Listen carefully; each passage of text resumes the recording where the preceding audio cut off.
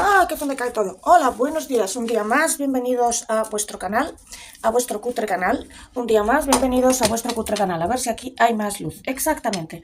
¿Estás preguntándome si estoy sentada en el suelo? Sí. ¿Por qué estoy sentada en el suelo? Porque estoy apoyando la espalda contra la pared, porque me duele muchísimo la espalda. Y por lo tanto, entre tanto, he dicho, pues mira, me hago un vídeo. Vamos a hablar de algo que me habéis pedido muchos y muchas, que es que hable de la muerte de Isaac and Dick, del caso Jonathan and Dick. Bueno, la muerte de Isaac and Dick, un mega millonario fundador de la cadena Mango, parecía en principio un trágico accidente de montaña. Sin más, una caída familiar nefasta durante una excursión al Montserrat. De hecho, es un camino que mucha gente hemos hecho, lo de la subida al Montserrat, y que no es un camino particularmente difícil, porque si fuera difícil ya te digo que yo no lo habría subido. Pero bueno, meses después el caso ha dado un giro inesperado y ahora la justicia investiga la posibilidad de un homicidio. Entonces, la jueza del caso, ¿qué sostiene? Pues bien, vamos a explicar. La jueza del caso está en Martorell. Martorell es un pueblo pequeñito en el que en principio pues la jueza del caso nunca se tenía que haber enfrentado con un caso tan mediático, porque Martorell pues está ahí un juzgado que está en una planta baja, muy pequeñito, muy poca cosa, donde normalmente pues se dirimen hurtos y algún que otro navajazo. Y le ha caído esto de golpe. Entonces la jueza, que es muy joven, ha hecho un auto muy fundamentado para que se vea que no está llevando a que no está investigando ni imputando a Jonathan and Dick porque le ha dado por ahí o porque le parece mediático, sino porque hay indicios suficientes. Y entonces el auto está bastante fundamentado, ¿vale? La jueza considera que la jueza considera en el auto que hay indicios más que suficientes para considerar la posibilidad de que la caída del empresario no fuera accidental. Y en el centro de toda la historia aparece el hijo del empresario, Jonathan and Dick. A ver, según el auto judicial, la relación entre padre e hijo estaba profundamente deteriorada, con discusiones constantes desde hace mucho tiempo e incluso escritos del hijo en el que hablaba de lo mucho que odiaba a su padre y además que fantaseaba con la muerte de su padre. Dice la jueza que había una obsesión de Jonathan con el dinero, pero a ver, vamos a explicar esto. Jonathan ya tenía dinero suficiente para no tener que trabajar el resto de su vida si no quería. Muchas veces estas peleas por dinero ocultan algo más. Toda persona que haya trabajado en psicología sistémica o abogado que haya trabajado en herencias os explicará que muchas veces el dinero es un símbolo. Sí, en este caso su padre no le había decidido que una parte del dinero que debía heredar los hijos se iba a ir a su nueva pareja, Estefanía, una señora muy discreta que aparecía muy poco o nada en medios, y otra parte a una fundación. Entonces imagínate que tú de pequeño has sido un hijo que te has sentido muy poco visible, ¿vale? Que has sentido que tu padre estaba muy dedicado al trabajo y que a ti te daba una vida muy buena, colegios maravillosos, Navidad en Disneylandia, colegios maravillosos, casa con piscina, veranos en Formentera, pero a ti no te prestaba atención. Quizá ese dinero lo que simboliza es la atención que no te han dado. Es decir, no te han reconocido cuando él estaba vivo y parece que no te reconoce ni siquiera cuando fallece. Por eso es decir, la jueza dice que la obsesión es el dinero, pero cualquier psicólogo te diría que el dinero muchas veces no es nada más que un símbolo que representa otras cosas que no son tangibles. En cualquier caso, la investigación señala que Isaac and Dick le había pedido a su padre dinero en vida, le había pedido dame la herencia ya. Entonces ellos tenían una psicóloga sistémica que residía entre Alemania y Ecuador, por eso Jonathan iba tanto a Ecuador. Y entonces la psicóloga se reunió con el padre, Isaac, y le dijo, mira, déjale a Jonathan la herencia, lo que le toque de herencia en vida, y solucionad este problema. Y efectivamente Jonathan acepta darle una cantidad, no, Isaac, padre, acepta una cantidad, darle en vida una cantidad de dinero a Jonathan, hijo, para sostener la armonía familiar. Pero en 2024 resulta que Jonathan descubre que su padre quiere modificar el testamento. Una parte sustanciosa va a ir a su nueva, es decir, sabéis que en España está la legítima. Hay una parte que va, hay, ¿cómo es? Una parte que es de libre disponibilidad, creo que es un cuarto o un tercio. Un tercio de libre disponibilidad y otro va... ¡Ay, por favor, dejadme en paz! Es que tengo dos perras aquí, no las estáis viendo, pero son muy pesadas. Entonces, una parte va a tus hijos, una a tu cónyuge y una puedes disponer de ella como quieras. Pero cuando tú tienes millones de millones, tropomillones, ese tercio de libre disponibilidad es muchísimo dinero. Pues de ese muchísimo dinero, una parte va a ir a Estefanía, la nueva pareja de el padre, Isaac, y otra parte va a ir a una fundación destinada a los más necesitados. Y a partir de ahí, a Jonathan le da, según la jueza siempre, un jamacuco. Obviamente, la jueza no utiliza la palabra jamacuco, pero bueno... Jonathan le da un chungo, ponerle como sea, le da un drama interno y empieza a cabrearse muchísimo, monta la de Dios, pero al principio hay muchas discusiones al respecto y después de repente se produce un cambio radical y Jonathan intenta acercarse a su padre y reconciliarse con él. Entonces, ellos se acercan y deciden que van a tener una charla padre-hijo y que esa charla padre-hijo va a tener lugar mientras caminan por Montserrat, ¿vale? Yo, como os digo, he hecho ese camino, creo que muchísima gente lo ha hecho, porque es en Barcelona lo de ir a Montserrat, si eres turista has de ir, y si no eres turista también has de ir. O sea, es una excursión muy típica. Es muy bonito Montserrat. Entonces es una subida bastante facilita, no es difícil de hacer. Perrita, cállate, no hay nadie ahí, no. Vale, entonces... ¡No! ¡Ven aquí! Ven. El caso es que no necesitas ser un excursionista experimentado para subir por ese camino y en lo que yo lo recuerdo, a ver, para que yo lo haya subido, vale, que yo he hecho senderismo toda la vida, pero cuando ya lo subo, vale, sí, requiere un poquito de esfuerzo, requiere que seas un poquito avezado en senderismo, pero no que seas, vamos, que te hayas subido la Everest, alguno de los CAS, no hace falta. Y en lo que yo recuerdo no parecía en absoluto peligroso, ¿vale? Entonces, el empresario Isaac acepta esa salida con su hijo Jonathan para poder hablar a solas, ¿no? Y el 14 de diciembre del 2024 allí que suben. Pero empieza a haber contradicciones en las declaraciones, algo raro en los mensajes que analizan los investigadores y distintos indicios que se recopilan durante meses, que llevan a considerar a la jueza que quizá que puede haber una acción premeditada y que la posibilidad es tan grande como para que se inicie una investigación. El documento menciona, el documento judicial, el auto, escritos y mensajes que se atribuyen a Jonathan, en los que aparecen odio, rencor. O sea, Jonathan escribe a su novia y a sus hermanas, parece ser, y amigos, cosas de es que no le soporto, es que ojalá se muera. Bueno, a ver, yo nunca digo ojalá se muera porque soy muy supersticiosa. Pero normalmente la gente que se enfada con alguien, sea su padre, su ex o su mejor amigo, también puede escribir muchos insultos y barbaridades en el punto de un cabreo. ¿Vale? Esto hay que decirlo. Precisamente, Estefanía, la nueva mujer, la nueva pareja, no mujer del padre, ha dicho que mantenían discusiones de muy alto volumen y de los que se perdían mucho las palabras y las formas, ¿vale? Entonces, la jueza cree que el conflicto familiar y económico podría ser una de las claves del caso, pero yo repito que yo creo que el dinero es un símbolo. Jonathan tenía dinero para poder vivir el resto de su vida porque ya había cobrado la herencia en vida, no necesitaba más, ¿vale? Entonces, sin embargo, la jueza cree que el dinero, la herencia y el temor a que parte del patrimonio quedara fuera de la familia porque se fuera tanto a Estefanía como a una nueva fundación serían el móvil. Yo repito que creo que el dinero es un símbolo, en muchos casos, de una atención que no ha recibido de pequeño y que Jonathan pues no pudo recibir porque para que tú construyas Mango de la nada te has tenido que pasar la puñetera vida trabajando, ya te digo yo. Entonces, a Jonathan Dick le detienen, le trasladan a los juzgados de Martorell, escoltado por los mozos. La jueza decreta prisión provisional eludible bajo fianza de 1.000.000 de euros. Y bueno, como si a ti o a mí nos piden 20 euros, pues Jonathan se saca el 1.000.000 de euros, lo deposita y se vuelve a su casa. Ya está, Jonathan ha depositado una fianza de 1.000.000 de euros, como tú y yo sacamos, no sé, 5 euros para pagar una caña, ¿no? Por el momento, obviamente, no hay condena definitiva. La investigación continúa abierta, ojo.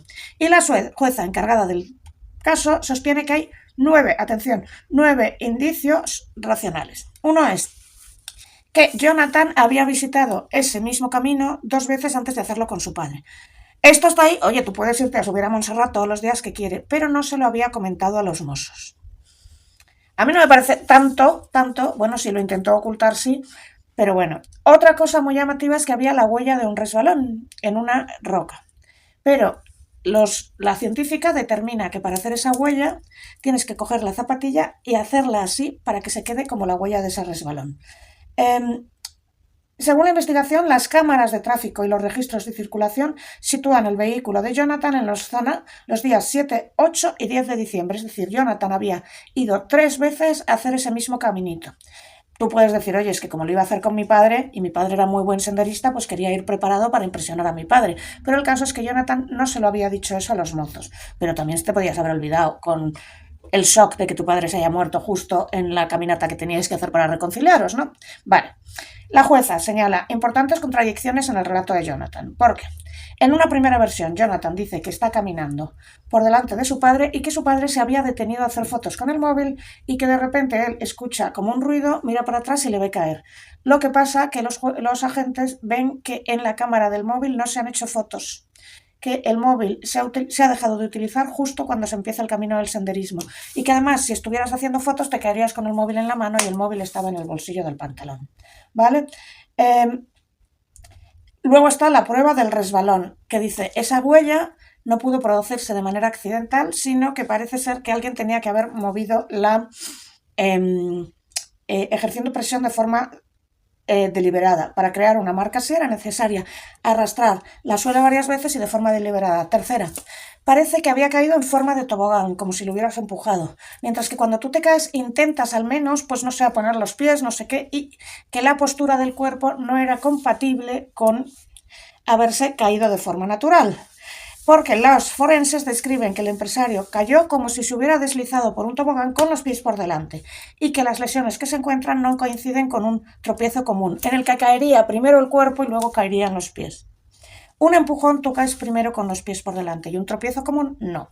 Otro detalle que llama la atención de las juezas son las llamadas al servicio de emergencia. Este señor cae, pasan 4 minutos. Bueno, 4 minutos puede ser un shock, ¿eh? Puede ser, ¿qué hago? ¿Qué hago? ¿Qué hago? Y se te han pasado 4 minutos. Entonces, Jonathan primero llama a Estefanía, a la mujer del padre. Dicen, ¿cómo no llamo primero al 112? Pues esto es bueno, porque llamas al primero que se te ocurre, es que estás en shock. Y luego llama al 112 2 veces, pero da 2 versiones. En una dice, mi padre ha caído por un barranco y yo no lo he visto, y en otra dice, sí, le he visto caer. Bueno, aquí se suma que cuando le piden el móvil, o sea, al principio cierran la investigación y dicen, bueno, pues ya está, pues se ha caído, mira tú. Pero de repente se reabre la investigación y cuando se anuncia que se reabre la investigación, oh casualidad, a Jonathan le roban el móvil. Entonces se analiza otro móvil y entonces aparecen mensajes y conversaciones de broncas muy subidas de tono en el que Jonathan le dice a su padre, te odio, ojalá te mueras. Bueno, estas burradas que yo no digo porque yo soy muy supersticiosa, pero yo he tenido parejas que me han llegado a decir esto en un cabreo y luego me han dicho, es que estaba enfadado. Y luego yo he descubierto que en su casa, cuando se peleaban, decían estas cosas. Bueno, yo no las digo, ya os digo, me parece una barbaridad que la gente las diga, pero sabemos que hay gente que las dice, ¿vale? Seguimos para bingo. Entonces, con todos estos elementos sobre la mesa, pues el caso pasa de investigarse como muerte accidental a posible homicidio. Entonces, vamos a explicar que no sé si habéis visto Anatomía de una caída, que es una película que trata sobre una historia parecida, un señor que se cae y todo un juicio que trata sobre si su mujer le ha empujado o no. Si recordáis el caso Sandra Mozarovsky, que fue una supuesta amante del rey Juan Carlos, que se cayó supuestamente regando las flores, pero es que eso era imposible, siempre se dijo que la habían empujado. Y que empujarte desde un balcón es la forma más fácil de que nunca se sepa lo que pasara, porque en realidad es bastante difícil probar que no te caíste. De hecho, la mafia y también muchos maltratadores empujan o tiran a la gente por el balcón, porque es la forma más difícil de que se pruebe un asesinato o un homicidio. Pero antes vamos a ver los 9 indicios, ¿vale? 1. Mala relación del hijo con el padre. ¿Cuánta gente tiene una malísima relación y no mata a su padre ni a su madre? 2. Si toda la gente que tiene una mala relación con su padre y su madre se los llevaran por delante, todas mis clientas habrían matado a su padre y a su madre. A ver, 2. El móvil económico y el cabreo que llevaba Jonathan con la creación de la fundación. 3. Haber ido varias veces al lugar. Haber ido 3 días para supuestamente planificar y estudiar previamente el lugar. 4. El haber podido intentar crear una situación y una circunstancia concreta lo más discretamente posible previamente a los hechos, porque se supone que Jonathan pudo ir y ver que normalmente a esa hora, por ese camino, en días laborables, no había prácticamente nadie. 5. Las diferentes versiones y afirmaciones que Jonathan dio a los Mossos que se contradicen entre sí. 6. Las lesiones que se reflejan en la autopsia y que descartan prácticamente cualquier posibilidad de que la caída fuese un resbalón o un tropiezo. Parece más bien un empujón. Vale, este es el más bestia. 7. La obsesión que tenía, según la jueza, Jonathan con el dinero hasta el punto de que pidió su herencia por anticipado, lo que quiere decir que tenía problemas de dinero. 8. Haber verbalizado en mensajes y escritos odio, rencor, ideas de muerte y culpabilizar a su padre de su situación. Y 9. Haber podido encontrar una solución única para recibir este dinero, ¿no? Entonces vamos punto por punto, veremos. Isaac Andik es un chico turco que llega a Barcelona en los años 70 y que empieza a vender camisas turcas en un mercadillo. Como en aquel momento es el momento de los hippies, empieza a ver que una camisa que compra por nada en Turquía la puede vender por 4 veces su precio en los mercadillos de Los Encantes y de Barcelona. Abre 4 mercadillos y luego abre una tienda de ropa y luego abre más y empieza a traer cosas de Afganistán. Ropa hippie que vendes a las pijas catalanas por 4 veces su precio. Y luego abre una tienda en Paseo de Gracia. Luego se casa con su primera mujer, que se llamaba Neus, una señora de dinero por su casa, y no solo con el dinero de Neus, sino también con el hecho de que Neus sabe diseñar, montan Mango. Podemos imaginar que en la infancia de Jonathan su padre no estuvo, porque para crear un imperio, ser un millonario, un megamillonario, el hombre más rico de Cataluña y crear un imperio de la nada, pues a tus hijos no les has hecho mucho caso. Pero también podemos pensar que Isaac tuviera rasgos psicopáticos. Vamos a explicar esto. Una diferencia es lo que se considera psicópata en psicología y lo que consideras tú. Tener rasgos psicopáticos no es matar a nadie ni ser una mala persona, es ser más frío de lo normal, más predispuesto a tomar riesgos y más frío de lo normal, más predispuesto a tomar riesgo y menos empatía. Cualidades que necesita un empresario de éxito. Porque si tú de repente vas a hacer un ERE y te vas a llevar a 600 personas por delante, no puedes estar pensando, esta está embarazada y este está cuidando de su anciana madre. Tienes que tener una empatía baja. 2. Si vas a tomar decisiones empresariales que las tienes que tomar de un momento a otro, pues tienes que tener muy poca conciencia de riesgo e ir así.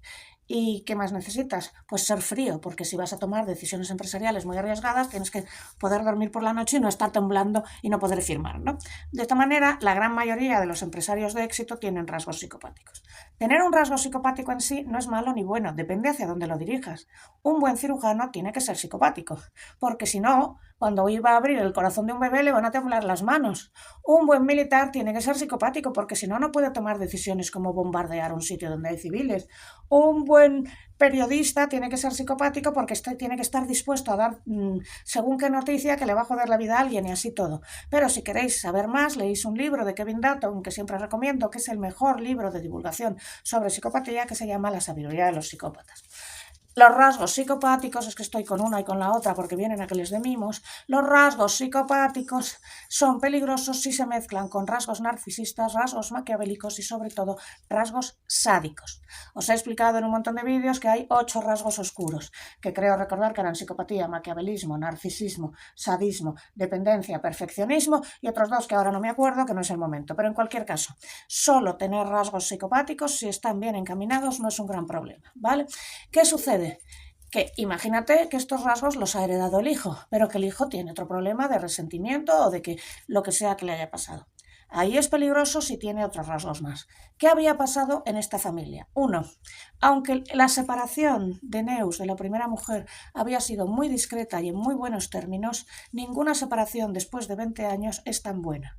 Entonces, aunque Estefanía en absoluto había sido la causante de la separación, sí que existían muy malos términos con Estefanía, con la nueva, porque obviamente se iba a llevar una parte de la herencia. Y esto bien, pues no sentaba. ¿Verdad que no, querido? No, no sentaba bien, cuéntaselo a la gente. No, no les sentaba bien a ninguno. Claro que no. Muy bien. Entonces, resulta que este señor, Isaac Andik, tiene el superimperio y en un momento dado decide dejárselo a Jonathan. Jonathan además tiene Mango Man, pero cuando Isaac se retira y le deja todo a Jonathan, Mango empieza a caer y entonces Isaac tiene que volver y volverse a hacer con las riendas del negocio y echa a Isaac de su puesto de CEO. Digo a Jonathan, o sea, Isaac, padre, vuelve y echa al hijo. Padre se retira en principio del negocio y deja al hijo, pero todo va fatal. Va fatal. Entonces, visto lo visto, padre se retira y vuelve a dejárselo, vuelve a retomar. A ver, padre se retira, Deja al hijo al cargo del negocio. La cosa no sale bien. Padre vuelve y retira al hijo de su puesto, lo cual supuso una humillación brutal para su hijo. Brutal. No sé si habéis visto Succession, pero es que es tal cual, macho. La misma. La serie que en español se llama, obviamente, Sucesión. Entonces, ahí empieza a haber broncas y broncas y broncas. Y que si Jonathan le dice a su padre que le ha hundido la vida. Y que si tienen unas broncas de aquí para allá. Para colmo, Jonathan tiene una novia que se llama Paula Nata, que también ha sido súper discreta y nunca ha mencionado esto, pero se iban a casar. Entonces, el padre, Isaac, le dice a Jonathan, Jonathan, tienes que hacer un acuerdo prenupcial. Y ahí parece que se monta otra bronca diciendo, te estás metiendo en mi vida, estás opinando de lo que no sabes, patatín patatán, de tal manera que finalmente Jonathan y Paula se casan en privadísimo, sin que asistan los padres. Pero luego, al final, se intentan reconciliar y entonces dicen, bueno, pues vamos a hacer una boda, esta vez grande y demás. Pero aquí tiene otra bronca, porque resulta que Paula no quiere llevar un vestido de mango. Bueno, que en esas estaban. Entonces, vamos a hacer un estudio criminológico en teoría, pero tomándonos las cosas con mucho cuidado, con pinzas, porque no sabemos si, hay que decir que hay indicios, pero muy probablemente con esto no hay una condena, porque a mí me parece que no hay ninguna prueba muy sólida de por sí. Solo hay una prueba que yo encuentro sólida y lógica, que es lo de que no cayera o sea, que no cayera con el cuerpo hacia adelante, sino que cayera, como dicen los investigadores, como si se deslizara por un tobogán. Da la impresión de que le empujaron. Así que, con la información disponible, que es el auto, y siempre partiendo de la presunción de inocencia para no liarla, podríamos elaborar un hipotético perfil criminológico que no es un diagnóstico, que es un perfil y es un perfil en hipótesis. Vamos a dejar claro que esto es una hipótesis, que es como divulgativo, pero que yo no estoy diciendo que Jonathan sea así. De lo que sería si realmente en el caso de que Jonathan hubiera matado a su padre, que no lo sabemos, cómo sería un homicida en el ámbito familiar. ¿Cómo es? Porque estos homicidios se repiten mucho. ¿Cómo es un homicida en el ámbito familiar cuando asesina por factores económicos, patrimoniales y emocionales? ¿Qué quiere decir factores económicos, patrimoniales y emocionales? Que asesina por dinero, pero no solo por dinero, sino por lo que simboliza ese dinero, ¿vale? Es decir, porque no me has dado lo que yo considero que me tienes que dar, porque siento que no me valoras, que no me respetas y que no soy nada para ti, ¿vale?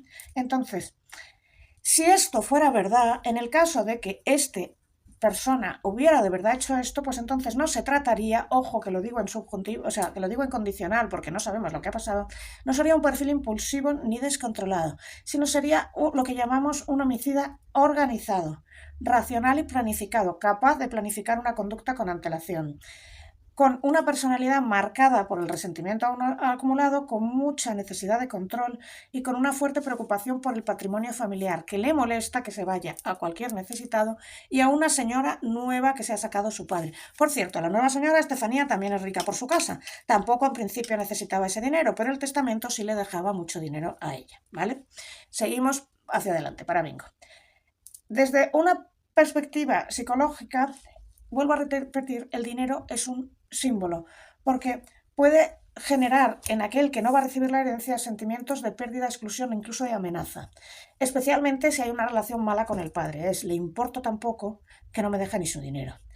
Algunos mensajes que se mencionan en el auto judicial, donde se habla de odio, de rencor o incluso de querer quitarte de medio a tu padre, pues refuerzan la hipótesis de que hay una herida emocional mantenida durante mucho tiempo. Bueno, si de verdad este hombre hubiera cegado la vida de su padre, que no lo sabemos, un elemento relevante serían las supuestas visitas previas al sendero, porque eso supone un reconocimiento del terreno, eso supone a alguien tremendamente frío y, o sea, una conducta de planificación. No es nada impulsivo, es yo lo he planeado porque, digo, me lo tengo que quitar de en medio antes de que cambie el testamento.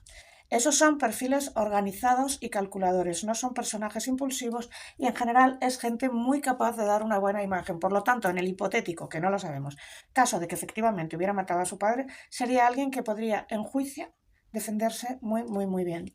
Las contradicciones que se detectan tienen importancia criminológica. ¿Por qué? Porque los cambios de versión, ojo, no constituyen una prueba de culpabilidad, porque cualquiera puede estar muy nervioso y liarse. Pero cuando aparecen junto a indicios físicos, a móviles económicos o comportamientos posteriores sospechosos, como que se haya borrado el móvil, pues pueden interpretarse como intento de reconstrucción del relato, o sea, un perfil manipulador. Lo de Que haya desaparecido el teléfono móvil es relevante porque esto es típico, lo de eliminar dispositivos. Esto sucedió en el caso del fiscal general del Estado y fue un indicio muy claro cuando le condenaron en España. Y en cuanto a ver, el tipo, si realmente le hubiera empujado, esto no encaja con un ataque explosivo o emocionalmente descontrolado, sino que tú tienes que pensar, primero, has visto el sendero y sabes que por donde exactamente te lo puedes llevar por delante es aquí, por eso lo has reconocido el sendero 3 veces. Si hubiera sido así, sería alguien un perfil muy frío, con una violencia silenciosa e instrumental, donde estás simulando un accidente porque ya tienes el terreno controlado y sabes que ahí puede hacerlo. Y si se recogen todos los elementos que dice la jueza y esto fuera verdad, pues el perfil sería una persona muy funcional, muy fría, emocionalmente muy resentida, con gran capacidad de planificación y capaz de racionalizar moralmente sus actos. Es decir, yo he hecho esto porque tengo derecho. Si fuera así, si este fuera el perfil de Jonathan, sería muy capaz de defenderse muy bien en juicio. Yo creo que bueno, se vería si es que hay más datos, porque el auto te da razones, pero no te dice todo lo que tienen, claro. Entonces, vete tú a saber si hay más. Pero con lo que yo he leído, difícil que esto le puedan condenar porque si es inocente, porque es inocente, y si es culpable, porque con lo que me has contado me estás definiendo una personalidad muy capaz de defenderse bien. Todo esto, ojo, es importante recordar que esto es una hipótesis criminológica y psicológica basada en los datos del auto. Que yo me he leído el auto y nada más. Y de 3 cotilleos, que es lo del traje de boda de Mango, que esto se ha contado, y lo de que al principio hicieron la boda en privado porque los padres no fueron, su padre ni su madre fueron a la boda, y que luego ya iban a hacer una boda más grande, ¿vale? No existe una condena firme. Ni siquiera ha habido un juicio. Entonces aquí hay mucho sensacionalismo porque, claro, todos hemos visto Sucesión y pensamos, ¡hala, hala! Pero si esto hubiera pasado en una familia paupérrima, vamos, es que esto no sale en prensa, ya lo sabemos. O sea, señor se cae por un barranco o por... O sea, si un señor va andando con su hijo y se cae por un barranco, nadie lo investiga, ya te lo digo yo, ¿eh? Hay demasiados casos en los que a una mujer se ha caído por la ventana y nadie ha investigado nada.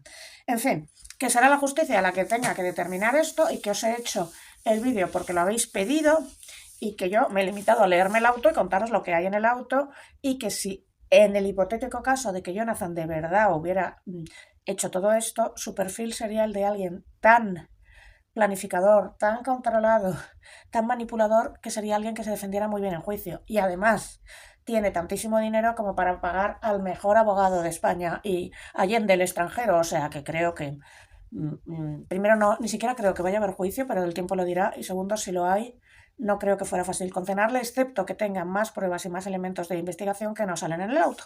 Y con esto yo un bizcocho, recuerdo que suscríbete, dale like, deja un comentario, los comentarios son importantes porque son los que mueven el, el, eh, el algoritmo. Si quieres donar algo puedes hacerlo aquí o aquí, la perrita está ahí, hola perrita, y estoy sentada en la pared porque me duele mucho la espalda y al apoyarme así me deja de doler un rato. Y suscríbete, dale like, deja un comentario si quieres donar algo aquí o aquí. Besito.